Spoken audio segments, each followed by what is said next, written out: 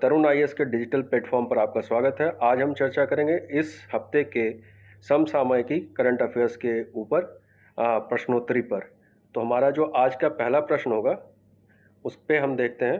पहला प्रश्न है, सम्मति आयु अधिनियम एज कंसेंट एक्ट 1891 के संबंध में निम्नलिखित में से कौन सा कथन सही है। जो कथन हमारे पास दिए गए हैं उसमें इस अधिनियम में पहला कथन है, 12 वर्ष से कम उम्र की लड़कियों के विवाह पर रोक लगा दी गई थी।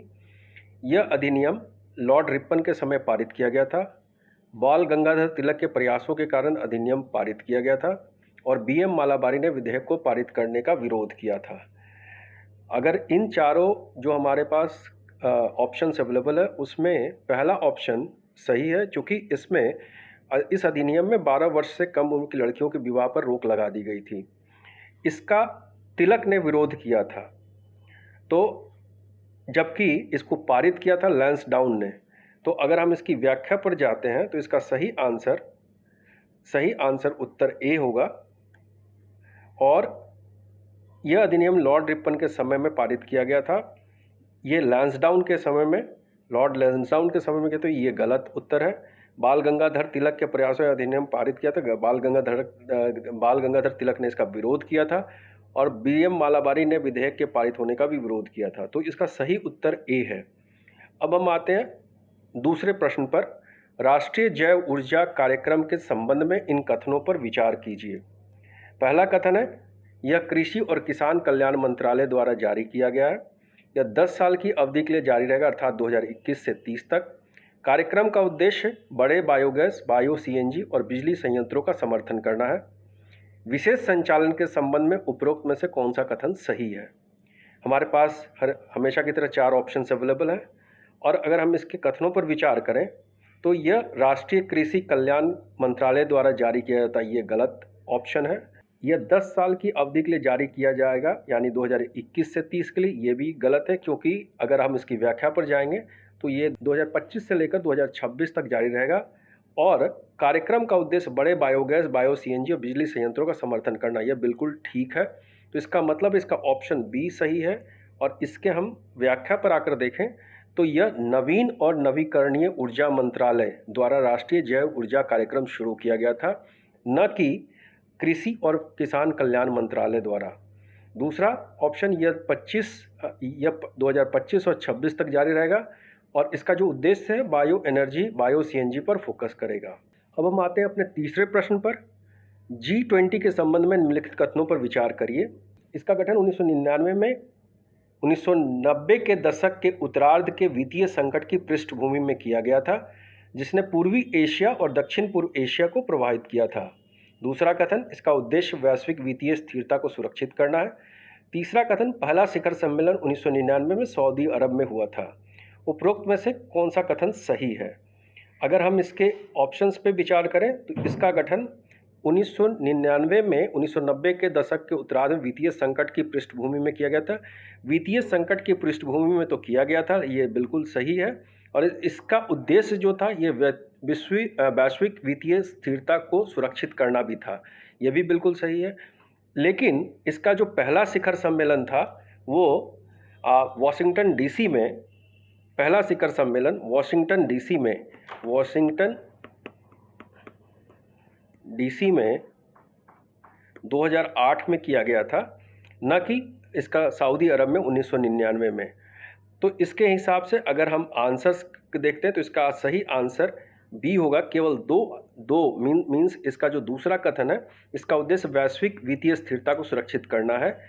तीसरा ऑप्शन, पहला शिखर सम्मेलन सऊदी अरब में हुआ था, ये गलत है, वॉशिंगटन डीसी में हुआ था। और इसका गठन 1990 के दशक के उत्तरार्ध में हुआ था और इसका वित्तीय संकट की पृष्ठभूमि में किया गया था, जिसमें पूर्वी एशिया दक्षिण पूर्व को किया था, ये भी एक गलत आंसर है। तो इसका सही उत्तर होगा केवल बी। अब हम चौथे प्रश्न पर आते हैं। मध्य पूर्व हरित पहल के संबंध में सही कथन क्या है। पहला ऑप्शन है, यह मध्य पूर्व क्षेत्र में 50 अरब पेड़ लगाने के लिए सऊदी अरब के नेतृत्व में एक पहल है। इसका उद्देश्य साहिल क्षेत्र में एक दीवार बनाना है। यह क्षेत्र में शांति स्थापित करने के लिए पश्चिम एशियाई देशों का सहयोग है। यह जलवायु परिवर्तन को कम करने के लिए सऊदी और अमेरिका के बीच हस्ताक्षरित एक समझौता है। तो अगर हम इन 4 कथनों पर विचार करें तो इसका जो सही आंसर है, ये सही आंसर है ए, चूँकि यह मध्य पूर्व क्षेत्र में 50 अरब पेड़ लगाने के लिए सऊदी अरब के नेतृत्व का एक पहल है, जिसका उद्देश्य जलवायु परिवर्तन को कम करने के लिए पश्चिम एशिया में 50 मिलियन पेड़ लगाना है। अब हम आते हैं इसके व्याख्या पर, तो देखेंगे जो आपको मैंने बता चुका कि ये पहल जो है सऊदी अरब कर रहा है और इसका उद्देश्य जलवायु परिवर्तन को कम करने के लिए पश्चिम एशिया में 50 मिलियन पेड़ लगाना है। अगले प्रश्न, कॉमनवेल्थ गेम 2022 के संदर्भ में निम्नलिखित कथनों पर विचार करिए। पहला कथन है, राष्ट्रमंडल से बाहर के देशों को इन खेलों में भाग लेने के लिए आमंत्रित नहीं किया जाता। 3x3 बास्केटबॉल, महिला T20 क्रिकेट और पैरा टेबल टेनिस को खेलों के इस संस्करण में शामिल किया गया था। उपयुक्त दिए गए कथनों में से कौन सा कथन सही है? हमेशा की तरह 4 ऑप्शंस भी अवेलेबल है, केवल 1, केवल 2, दोनों 1 और 2, और ना तो 1 और ना 2। और अगर हम इसके ऑप्शंस पे जाकर देखें तो यह राष्ट्रमंडल खेल में जो इसके आंसर होंगे वो पहला और दूसरा दोनों कथन सही है, क्योंकि अगर इसकी व्याख्या पर अगर हम जाएं तो राष्ट्रमंडल 1932 से कॉमनवेल्थ देशों से संबंधित एथलीटों के लिए हर 4 साल में आयोजित होने वाला एक मल्टी स्पोर्ट्स कंपटीशन है, एक बहु खेल प्रतियोगिता है। इसकी देखरेख कॉमनवेल्थ फेडरेशन द्वारा की जाती है। 56 राष्ट्रों में से को 6 क्षेत्रों में विभाजित कर किया गया है। मोस्ट कॉमनवेल्थ गेम 22वां जो संस्करण हुआ था इसका, वो 22 जुलाई से 8 अगस्त 2022 तक बर्मिंघम में आयोजित किया गया था। पहली बार टेबल टेनिस में भाग लेने के लिए 5 नए और जो दोबारा रिपीट जो खेल हुए हैं, जैसे खेल महिला T20 क्रिकेट, 3x3 बास्केटबॉल और पैरा टेबल टेनिस को प्रदर्शित किया गया है। तो इस ऑप्शंस को अगर देखें तो ये सी पहला और दूसरा ऑप्शन दोनों सही है। अब हम आते हैं अपने अगले प्रश्न पर। छठा प्रश्न है, राष्ट्रीय स्वचालित फिंगरप्रिंट पहचान प्रणाली के संबंध में निम्नलिखित कथनों पर विचार करें। पहला कथन, यह एक अपराध के लिए गिरफ्तार किए गए प्रत्येक व्यक्ति को एक अलग यानी यूनिक 10 अंकों की राष्ट्रीय फिंगरप्रिंट संख्या प्रदान करता है। दूसरा, इसका प्रबंधन राष्ट्रीय अपराध रिकॉर्ड ब्यूरो द्वारा किया जाता है। ऊपर दिए गए कथन में से कौन सा सही है? और अगर हम इसके आंसर्स पे और इसके ऑप्शंस पे विचार करें तो इसके दोनों कथन सही हैं, और अगर इसकी व्याख्या यानी सी ऑप्शन सही है। और इसकी व्याख्या पर जाएं तो हम देखते हैं, व्याख्या पर जाएं तो गृह मंत्री ने राष्ट्रीय स्वचालित फिंगरप्रिंट पहचान, गृह मंत्री अमित शाह ने स्वचालित फिंगरप्रिंट पहचान प्रणाली का उद्घाटन किया। यह अपराध और आपराधिक संबंधी उंगलियों के निशान का एक देशव्यापी केंद्रीकृत योजना खोजने का योग्य डेटाबेस है। केंद्रीय फिंगरप्रिंट ब्यूरो में NCRB यानी राष्ट्रीय अपराध रिकॉर्ड ब्यूरो द्वारा ये संकल्पित किया गया है। वेब आधारित एप्लीकेशन विशिष्ट ID, किसी भी अपराध के लिए अपराध किए गए व्यक्ति को एक 10 नंबर का यूनिक ID नंबर मिलेगा, जो उसको एक राष्ट्रीय फिंगरप्रिंट संख्या प्रदान करती है। नेशनल फिंगरप्रिंट नंबर जो है वो प्रदान करती है। और एक बार ये जब डेटा आ जाता है तो इस यूनिक ID का इस्तेमाल व्यक्ति जीवन भर के लिए किया जाएगा, यानी जब भी अगर वो आगे कोई क्राइम करता है तो उसके लिए किया जाएगा। और अलग अलग FIR के तहत दर्ज किए गए अलग अलग अपराधों के लिए उसका जो नेशनल फिंगरप्रिंट जो नंबर हो वो सेम होगा, और इससे उसके अपराध का और उस व्यक्ति की पहचान की जा सकती है। तो इसके अनुसार इसका आंसर सी होगा। अब हम आते हैं अपने नेक्स्ट प्रश्न पर, 8वें प्रश्न पर। भारतीय अंटार्कटिक अधिनियम 2022 के संदर्भ में यह प्रश्न है। 3 ऑप्शंस इसके दिए गए हैं। यह अंटार्कटिक में भारत की गतिविधियों से संबंधित पहला घरेलू कानून है। यह भारतीय अभियानों द्वारा, दूसरा जो इसका कथन है, यह भारतीय अभियानों द्वारा अंटार्कटिका में अपराधों के लिए दंडात्मक प्रावधान करता है। और तीसरा, यह अंटार्कटिका संधि के लिए किसी भी अन्य पक्ष की अनुमति या लिखित प्राधिकरण के बिना अंटार्कटिका में भारतीय अभियान को भी प्रतिबंधित करता है। इसमें से कौन से कथन सही हैं? 3 कथन दिए गए हैं।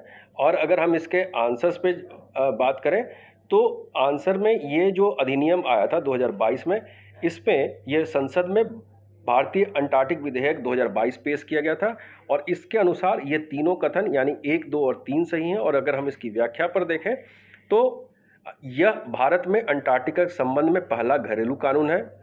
बिल अंटार्कटिक संधि, अंटार्कटिका समुद्री जीवित संसाधनों के संरक्षण पर सम्मेलन, अंटार्कटिक संधि के लिए पर्यावरण संरक्षण पर प्रोटोकॉल को प्रभावी करने का प्रयास करता है।